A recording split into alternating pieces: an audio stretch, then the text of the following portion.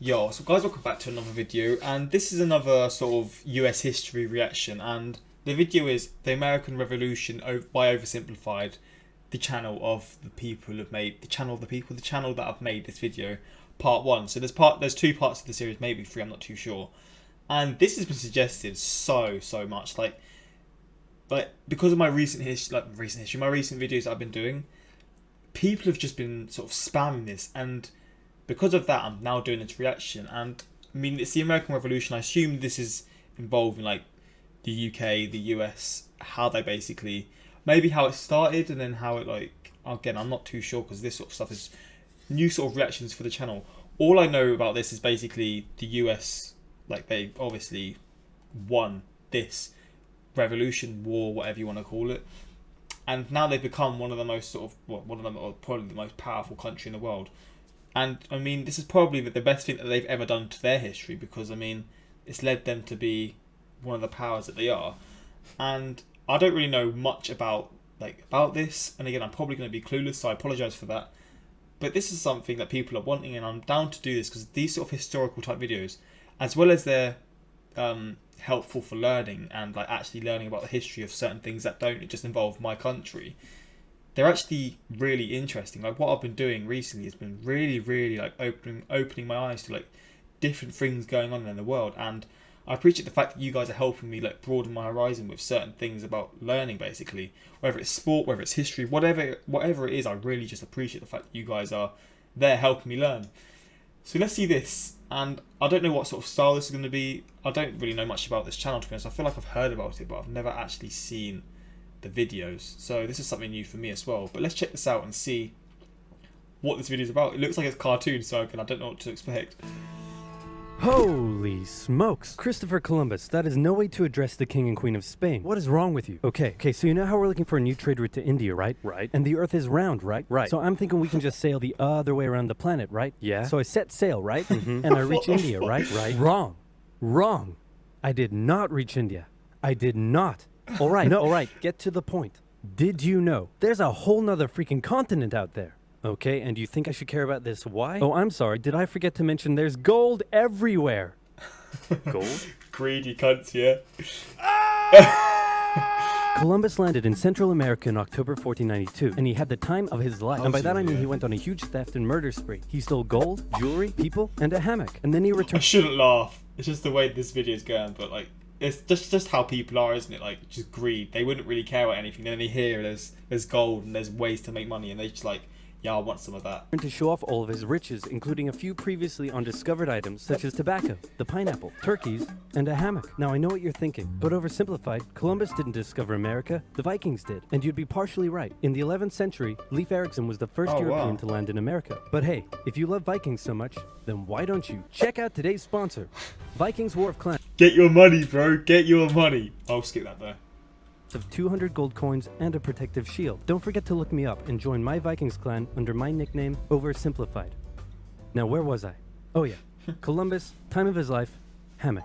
And suddenly the race was on to explore and conquer the new world. After a couple centuries of warring with the natives and each other, the European powers had claimed quite a lot of land, including this area, which both the English and the French claimed as theirs. One day the French said, I'm gonna build some forts along here. And the English were like, could you not? And the French said, sorry, but no, I could not. And they went ahead and built their forts, which pissed off the English. So they sent an up-and-coming British lieutenant colonel by the name of George Washington with a combined force of British troops and Native Americans. After a short battle, the French commander said, all right, we surrender. Okay, boys, pack it up. There's surrender.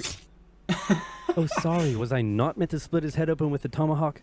Don't worry. It's not like this will start a 7-year-long major global conflict. And what happened next was a 7-year-long major global conflict, which Great Britain won. At the peace negotiations, Spain gave up Florida, while France gave up all of its territories in North America. But it's so weird how just so many countries in Europe have tried, just like, they're obviously trying to take over the US at this point. Like the Spain down there, Florida, France, Britain. I think I saw the Netherlands as well, or Holland.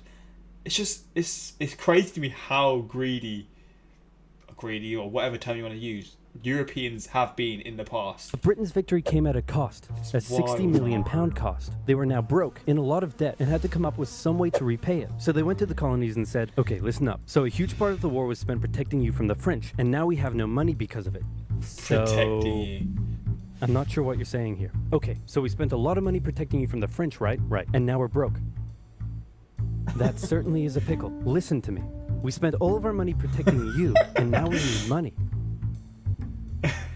Can you please pay us back some money? No. Okay, we're just going to go ahead and tax you. In 1764, Britain introduced the Sugar Act, forcing the colonists to import sugar and molasses exclusively from the British and to pay duties on them. Then a year later, they introduced the extremely controversial Stamp Act, and it worked a little something like this. Hello, shopkeep. Hello, Mr. Bungleberry. Here's the deed for your new shack. Stamp. That'll be 3 pence, please. Wait, what was that? It's the new tax. I get a stamp on any paper or documentation I make, and you have to pay for it. Would you like to see this pamphlet that explains everything? Yes, please. Okay. Stamp. 2 pence, please. What?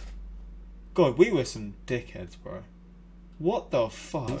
This is awful. You know what? Just give me a deck of cards so I can go gamble my pain away. Okay. Stamp. No. Don't do it. Fuck's sake. Obviously, the colonists were like, hey, my dudes, this new tax legislation right here, this is BS. Until now, they had enjoyed relative freedom to rule themselves, and now suddenly Britain was asserting its control. They were especially unhappy because they didn't have any representatives in the parliament that was levying taxes on them. So they protested. Orators gave fiery speeches. British goods were boycotted, and anyone loyal to the British found themselves increasingly harassed. The whole thing actually began to take quite a toll on British business, and after just a couple years, the British were forced to repeal the Stamp Act. But we still desperately need money. What should we do? We could try taxing the colonies. Great idea. Wait, didn't we literally just try that and it failed miserably? Man, look at me. I look fabulous. Have you ever seen such a handsome boy? No siree, Georgie. No way. You're the handsomest, smartest, most popular king that ever lived, and everybody likes you. You're doing such a good job. Your Majesty? Oh, you're still here. Get the hell out. So in 1766, the British made a declaration saying, we can do what we want because we're in charge and you can all go suck it. Then they levied a whole bunch of new taxes on the Americans via... Wow, so they started slow and then I say slow, I mean within 2 years they're now giving them all these taxes, but they started with just sort of one and started adding more until this point where I'm guessing they just made it basically impossible to live with all these sort of taxes. Like, they're just sort of injecting, they're sort of like just taking everything from, well, they are taking everything from the US at this point.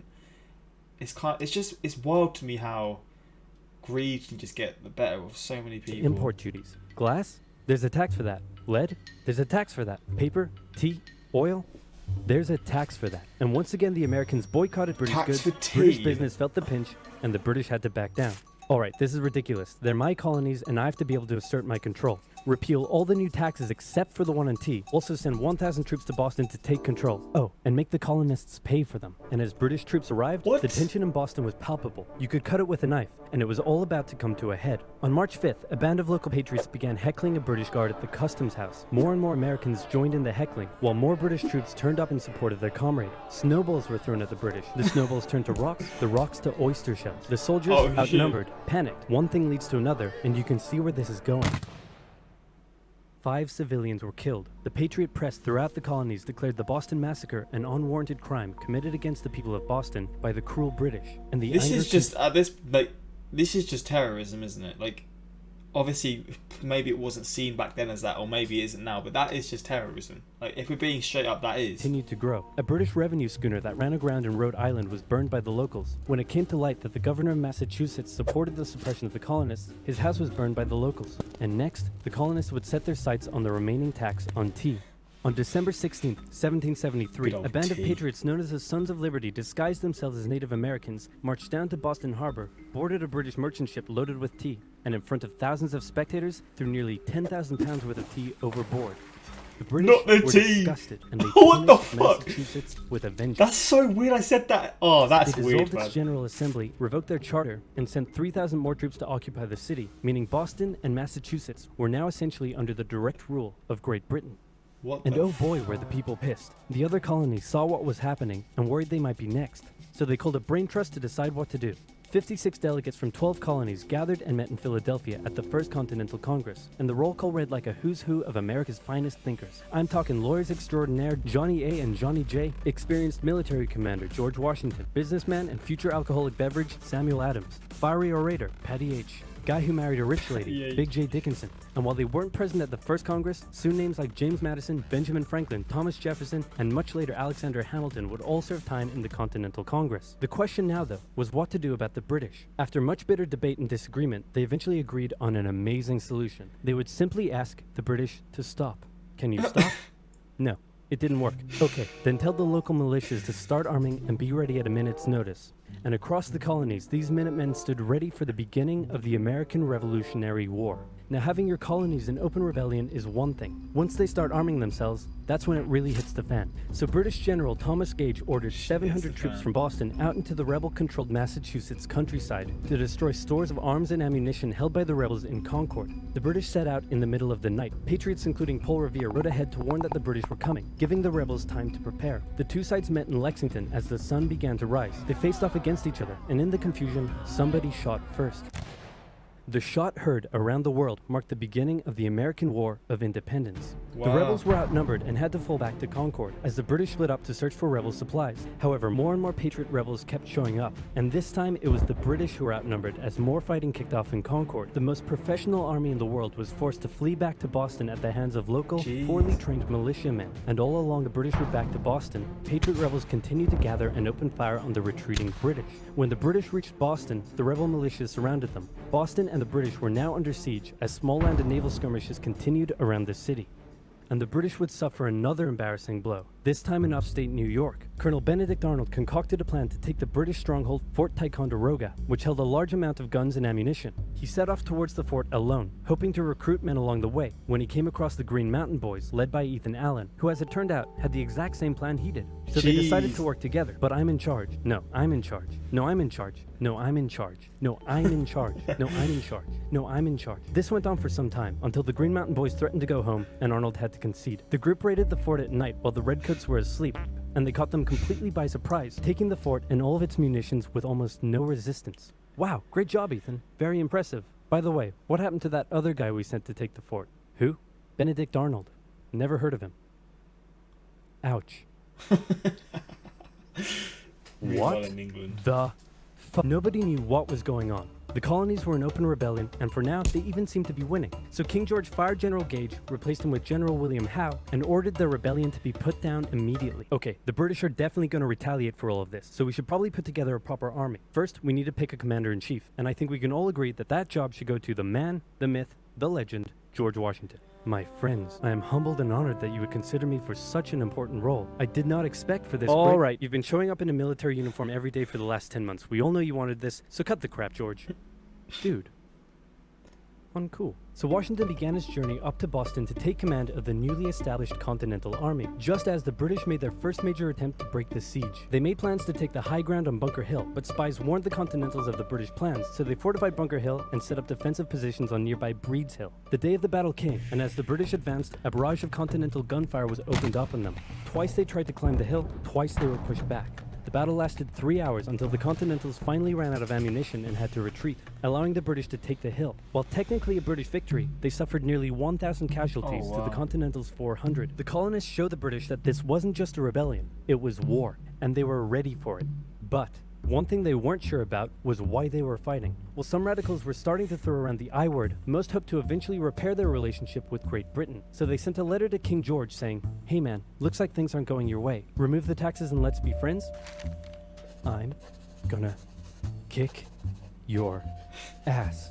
Send that to the colonies. Your Majesty, your handwriting is terrible. Are you sure? Just do it. What does it say? He's gonna lick my...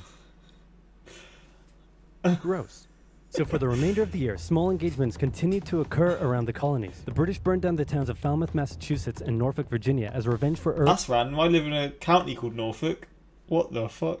That's so random. Anti-British incidents. These actions played right into the hands of patriot propaganda. Overseas, the British were seen as brutes, and the French and Spanish would soon begin sending supplies to the rebel cause. During this time, there was also minor fighting going on between patriots. That's crazy. So, like, initially, the Brits were like, "Oh, we defended you from so and so forth," and now them countries that they were so for defending them against are now defending the US. Crazy how things change. Militias in the southern colonies. Benedict Arnold was still on a mission to win some personal glory for himself, so he headed up an attempt to invade Canada in a two-pronged attack. The Continentals managed to capture some British forts and the city of Montreal, but a harsh snowstorm with some smallpox on the side saw them defeated and pushed back at Quebec City, and they were forced to retreat all the way to Fort Ticonderoga. Speaking of which, remember all those guns and ammunition? Well, this guy's got a plan for what to do with them. He uses oxen to drag 120,000 pounds of artillery for 2 months through the harsh winter, 300 miles all the way to Washington and his Continental Army surrounding Boston. Boom. Washington's got himself some big guns, which is fortunate because up until now his army had been suffering through the cold winter, not knowing when the siege would end. Now, they could make a move. Washington wanted to launch a full assault on the city, but his junior officers felt the British were too fortified, and to his credit, Washington was great at hearing and taking on board the ideas of others. Instead, the Continentals worked through the night setting the guns up on Dorchester Heights, overlooking the city, and when dawn broke and the British saw the guns, they knew they were toast. Their positions were completely exposed. It was checkmate. They had no choice but to abandon the city. 120 ships carried 9,000 redcoats and 2,000 loyalists away to an unknown fate, and Washington had his first victory of the war. Washington then moved his army to New York, knowing that when the British returned, they would probably land there. In the meantime, a friendly-looking old man by the name of Thomas Paine had written and published a pamphlet called Common Sense, in which he advocated for total independence from Great Britain. It spread across the colonies like wildfire, and to this day remains the best-selling title in America. It was read aloud in taverns and meeting halls, and brought the idea of independence into the mainstream. Congress began to seriously consider the idea. Thomas Jefferson was selected to write up an official Declaration of Independence, and he went hard, writing that all men are created equal, with certain inalienable rights, including life, liberty, and the pursuit of happiness. Of course, Jefferson had over 100 slaves, but we don't have to talk about that. On the 2nd of July, Congress voted unanimously in favor of independence, and John Adams declared that the 2nd of July would go down as the most remembered day in American history. Then a couple days later, independence actually came into effect. The United States of America was born. There was no turning back now. The Americans tore down a statue of King George in New York and melted him down into 42,000 musket balls. To the British, it was treason, and if the king had his way, Washington and all of Congress would be hung. Speaking of the British, guess who's back? The king sent an intimidating force of 130 warships and 25,000 men to New York. Washington knew that taking on the most powerful military in the world wouldn't be easy. The British set up camp on Staten Island as the Americans dug into defensive positions around Brooklyn Heights, waiting for an attack to come. But the British just waited, wearing down their opponent's nerve while building their own strength. At one point, they launched a big scary artillery barrage and then said, you know, if I was you right now, I'd probably sue for peace. But Washington told them to shove it. The Americans kept holding out for what was coming, and when they finally hit, they hit hard. 15,000 British troops approached the American position, and the two sides fired on each other in massive rows. But what the Americans didn't realize was they were only fighting a decoy. The main British force was going around to flank the Americans from behind, and when they arrived, they inflicted heavy casualties. The Americans panicked and retreated back to Brooklyn Heights, where they then found themselves trapped between the British army and the river. It looked as though the war was already lost, but luckily, instead of attacking, the British decided to dig in for a siege, and then a thick fog set in, allowing Washington's army to escape across the river unimpeded. The British continued to chase and engage the Americans up Manhattan, and the Americans suffered defeat after defeat after defeat. It was a disaster. Washington's leadership was called into question, as thousands of American POWs were left to rot as traitors. Washington's army fled through New Jersey all the way down to Pennsylvania. Rarely had an army been so badly beaten, yet survived to fight another day. I mean, wow. The fact that so far, like, it's like the US or America have, like, they initially got what they wanted, and then the Britain or the UK, I don't know how you want to say it, or the English even, have now got to this point where they're now pushing them back and looking like they're going to win because of how powerful they are. I'm going to be really intrigued to see, like, because again, we all know how this ends, because like the US did become independent, so I'm assuming it's going to be what we're going to find out in part 2. And this is good for me, man, because I'm learning a lot about my country, about how, God, we've had some crazy people, like, in the past in this country, like, in charge, and just with some insanely stupid morals, just leading to so many unneeded deaths. But what a video, man. I mean, I appreciate the fact that people have suggested this. Now I understand why. And part 2, again, I don't know how long, maybe 2 or 3 days, so I like to sort of let it set in stone and then post a second reaction. I'll probably do the reaction maybe like right after, but again, the video will probably wait and then I'll post it. But appreciate the suggestions for this. Like, so many people have been suggesting this, and again, I think it's really sort of good to learn about how my country are or have been just terrible to not just the US, so many other countries. And I feel like we're gonna see like an underdog story, which is sort of what this is sort of setting out to be. Like the US, like in terms of like the Britain having the most powerful, as it's saying, the most powerful army. We're gonna see how the US or America has or did win the war, and I'm really like intrigued to see how that sort of happened. But yeah, man, this is a really good video. You're too good for this website, and your ability at drawing faces improved significantly. There's a tax for that, and there's a tax for that. Sounds like living in California. Me, ooh, the American Revolution. Why are we getting started in Spain? Oversimplified. We get there. When we get there, this simply won't cause a 7-year global conflict. And then there was a 7-year global conflict. Yeah, fellas, I haven't watched part 2 yet, but it looks like the Brits have this one wrapped up. GG US nuts. Oh man, we're gonna see an absolute. I'm guessing. Well, again, we're gonna see. Or again, I know the US win this, but I'm just intrigued to see how they sort of manoeuvred it, because at this point you look at it and you're like, yeah, the UK. I don't know how I should say this. England, UK, because he's using the British flag, but then he's saying the English. So I'm gonna say the English, I guess. But the English, or me, my country, are gonna get beat, because I mean, again, like when you're having like, because when it comes to like war, like how powerful certain armies are, that's like it is like really sort of important in winning or losing. So the fact that we're going to see them lose, even though being seen as the most powerful, is going to be, again, I'm just interested to see how it happened. But yeah, hopefully you guys enjoy this reaction. Part 2 should be on the way if you guys are going to enjoy this. And yeah, next time, like, subscribe, peace.